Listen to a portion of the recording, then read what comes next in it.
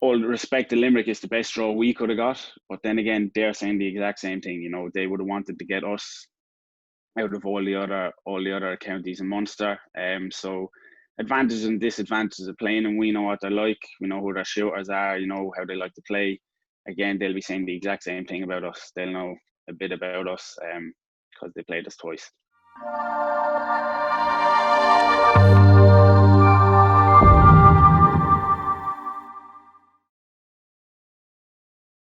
What's the story, lads? Welcome back to GA Fan TV. Hope you're all keeping well.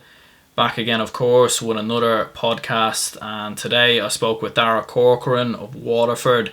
Good conversation with Darragh, of course. He is a forward player on the Waterford football side, so it was good to get an insight into Waterford ahead of the upcoming inter-county season. We spoke a bit about Waterford already in the National League this season, including some of the games they took place already this season, of course, against the likes of Sligo and Carlow, where they got a good win against Sligo. We spoke a bit about the Tier 1, Tier 2 Championship and kind of some of the possibilities that could happen in regards to that. We spoke a bit about the Waterford under-20 side that beat Clare last year. Of course, Waterford have a couple of good young players coming through at the moment, and there's a possibility that maybe in the next 3-4 years or so, Waterford could be a team to watch out for. It was a good conversation, very much enjoyed it. So yeah, without further ado, let's get straight into it.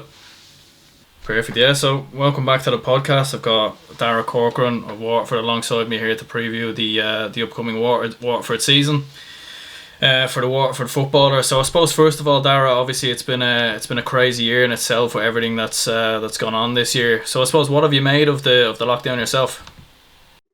It was an absolute disaster now. I suppose probably speak for everyone when you say that.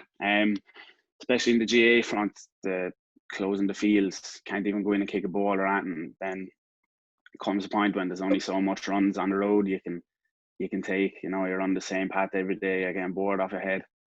So yeah, just had to wait it out. I suppose we're not the only ones. Everyone was in the same thing, and now we're back with the clubs a few weeks now, and back at the county now this week. Hopefully pick it up and go into the championship.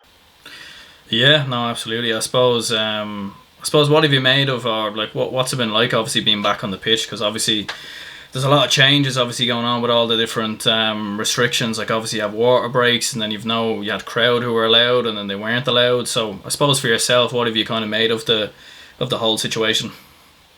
Yeah, it's completely different. So no one really expects it.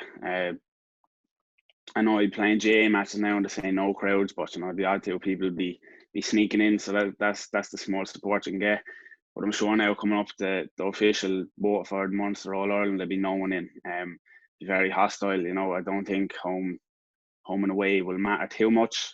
Probably the travelling to the matches could be the only difference. But as I said already, it's the same for everyone. So you kind of just have to roll with it and see how it goes.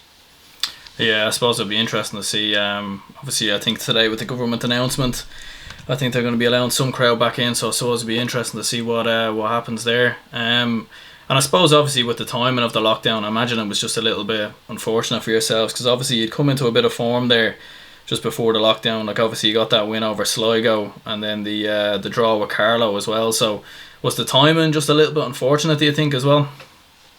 Yeah, absolutely. Being Division 4, there's not much between any of the teams at all.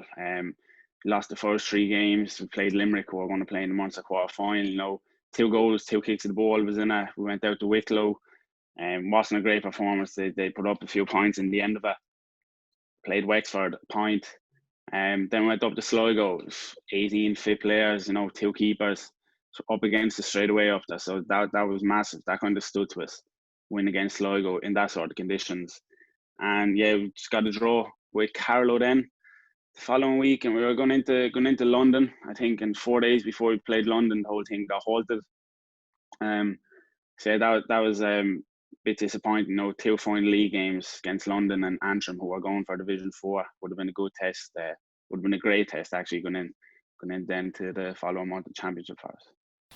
Yeah, it definitely would have been interesting, alright, because definitely Sligo were, one of the teams kind of up there battling for promotion as well. So to get a win there, like that's definitely fairly impressive. And I suppose, like obviously in the first 3 games, you were kind of touching on it a bit there.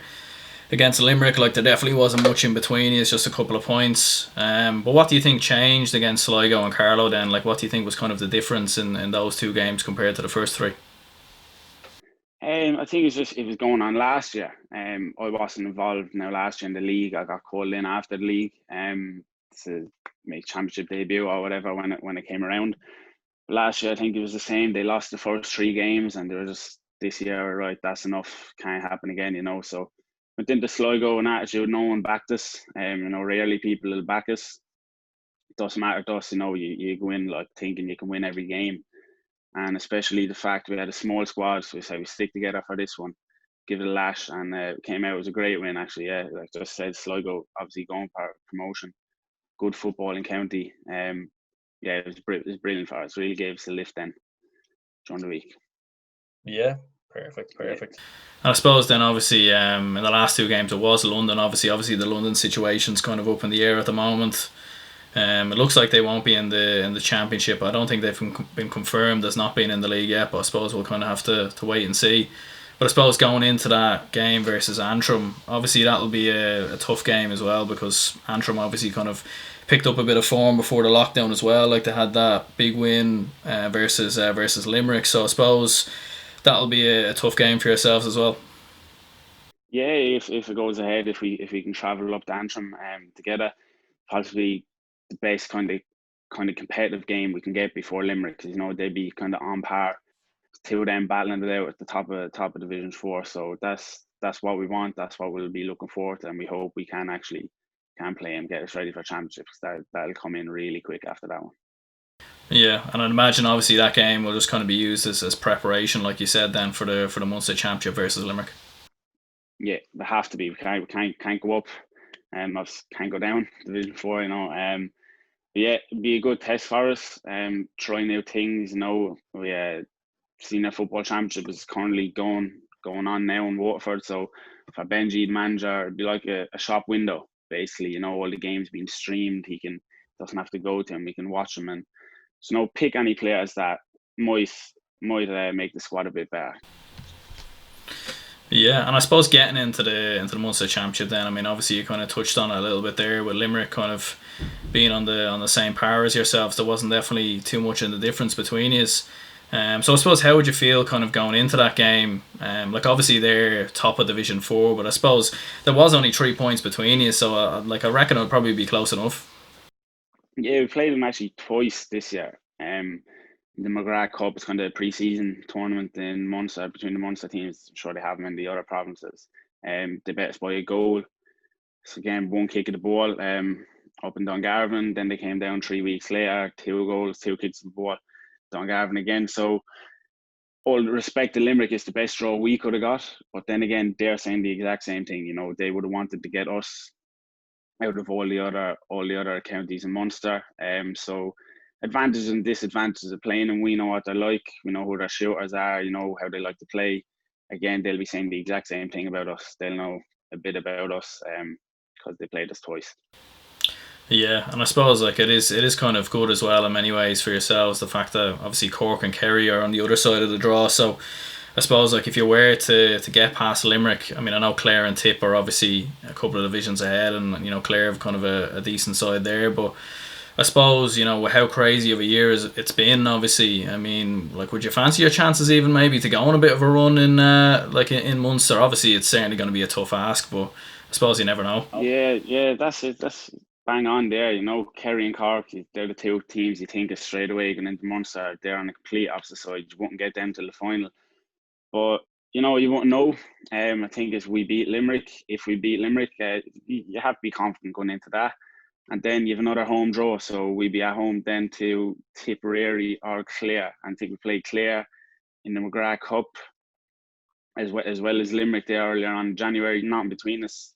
That they one of them games where they just get a few points, few goals at the end of it. Scoreline doesn't kind of show how the game went. So again, a bit of insight into Clare. We played them, they played us, but it's crazy here. Like you said, you don't know what could happen. Could end up in the Munster final within 2 weeks of even starting. Hopefully, anyway. That's what we'll be hoping for. Yeah. I suppose you never know. Anyway, I suppose with how it's kind of all panned out, and I suppose it would be quite an achievement for yourselves, obviously, because it's kind of like you're making the final eight then in many ways, because obviously there's no backdoor and there's no quarter final. So, and I suppose as an outsider, then kind of looking in, I suppose like what kind of players do you think in the like if you were to get past Limerick and go on a bit of a run, against either a Clare or Tipp, like what kind of players do you reckon in the Waterford team could be the difference this year, other than yourself, of course? Comes to my head straight away, Conor Murray. He's the captain. He's 23. I'm sure people have heard about him. You will in the future anyway. Conor, he's a captain. As I said, he's only 23. He's flying with his club. I think he could be the captain of them as well. And just the whole squad. We're kind of close group. Kind of everyone's kind of knitted together. So yeah, everyone will know their own jobs. They'll know who to pick up, what to do with the ball, what positions to take up. So that's what I think now. Anyway, he'd kill me for saying him, putting the attention on him. But yeah, maybe we'll find out. Someone could come out of the woodwork and surprise everyone that most people wouldn't expect. Yeah, and I suppose with all the club football as well, and all the kind of the fact that club football obviously got a separate window. I mean, you never know. There might be a few players who might come on the scene, and I think there's been a lot more interest in football this year, I think, as well. So I suppose it'll be it'll be interesting to keep an eye on it. I suppose obviously there's been a lot of discussion in the past few years, kind of just around like in regards to the All Ireland structure, in terms of like tier 1 and tier 2, and obviously I kind of just wanted to get your own opinion on it, because obviously you'd be down playing in the tier 2. So I suppose where do you stand on it yourself, because obviously like there's a few kind of mixed opinion on it. Yeah, it's kind of hit and miss. Like you want to be playing the top level, but is it realistic that we're going to get to a quarter final, semi final?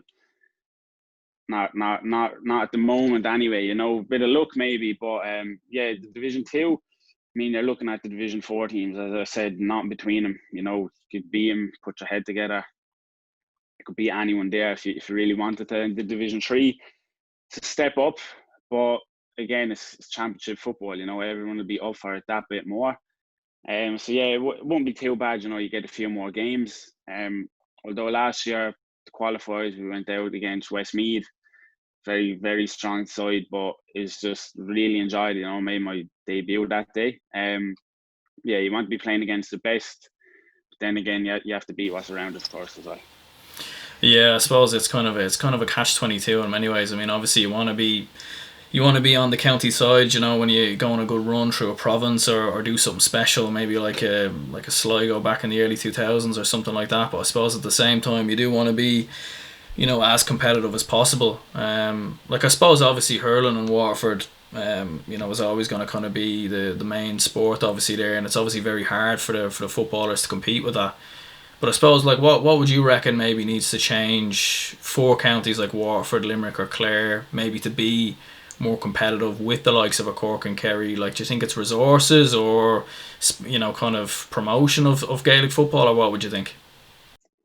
Certainly in Waterford anyway, for people to play for the hurling, it's more attractive to them. You're playing in the top Allianz League, whereas the football are in Division 4. But there's no less effort put in. The hurlers be training alongside us when we were back training, and not even just Waterford hurlers, but just any senior in the county team.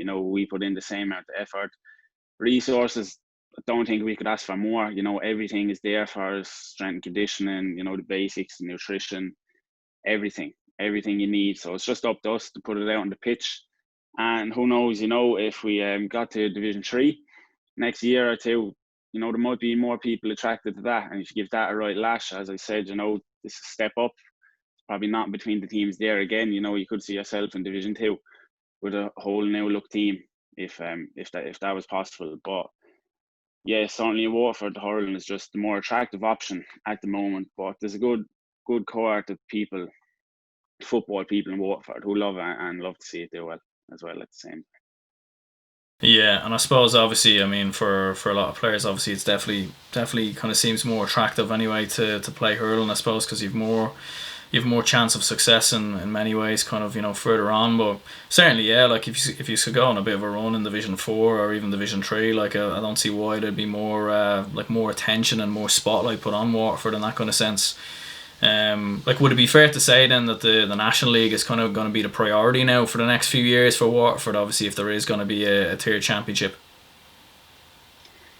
Well, certainly it's one of our big priorities anyway, just to get up. I think a few years back now, I don't know what it was, they got to the final in Croke Park, but haven't really hit that since. As I said, it's just luck. We get bad luck sometimes. We're always on the other end of a 1 point win, a 1 point loss, or whatever.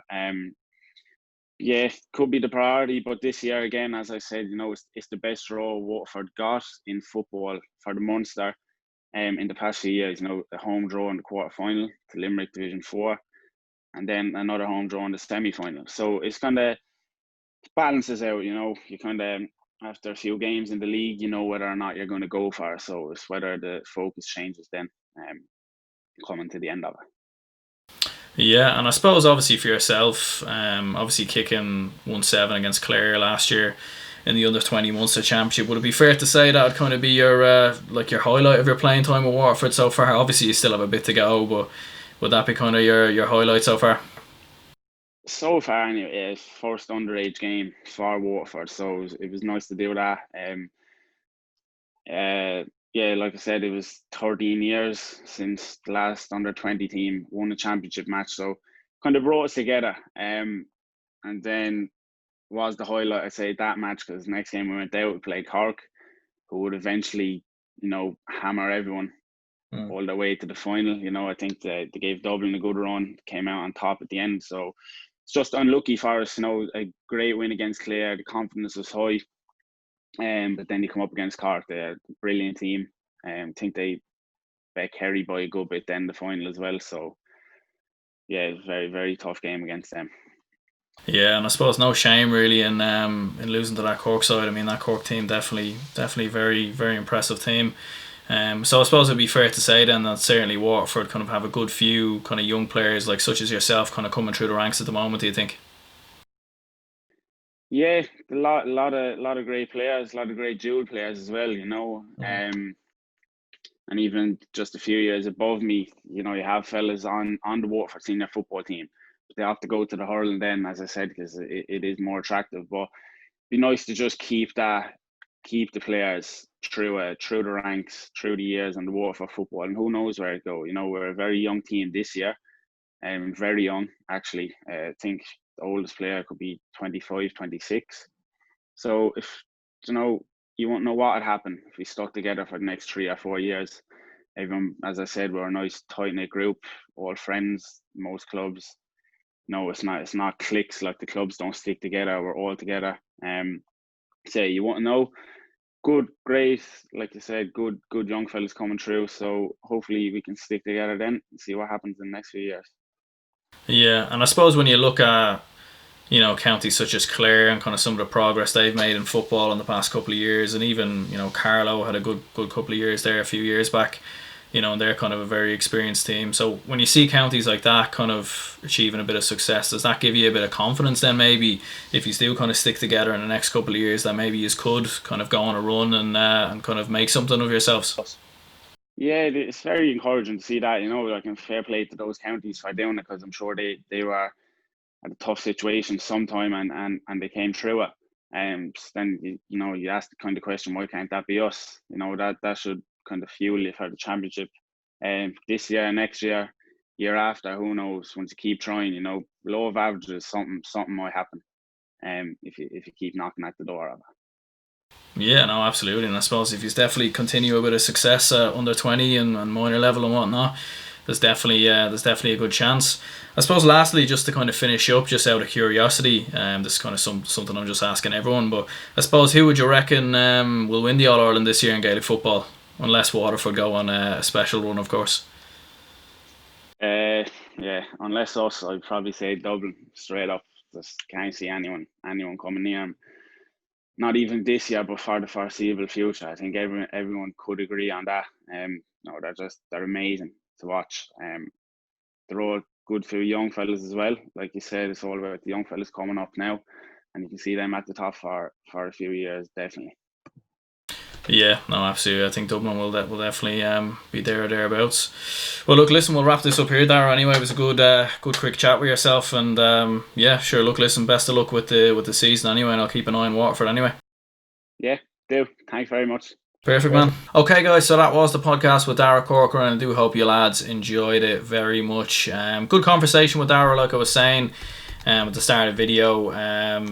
Interesting to hear kind of, his point of view with Waterford at the moment, because obviously Waterford, have a good couple of young players coming through, and when you look at the likes of Carlow and Clare and a few other counties who've looked quite good in the past couple of years, counties who wouldn't normally do so well at Gaelic football, it does kind of leave you to think that maybe counties like Waterford and Limerick, could be on the rise a bit in Gaelic football at the moment. And I think that's what everyone wants to see is a more competitive championship, a more competitive National League, and it'd just be better all around for the GEA. So it'll be interesting, of course, to keep an eye on it. Alright, guys, that's the end of the podcast and the end of the video. Of course, do leave a like and subscribe if you haven't already.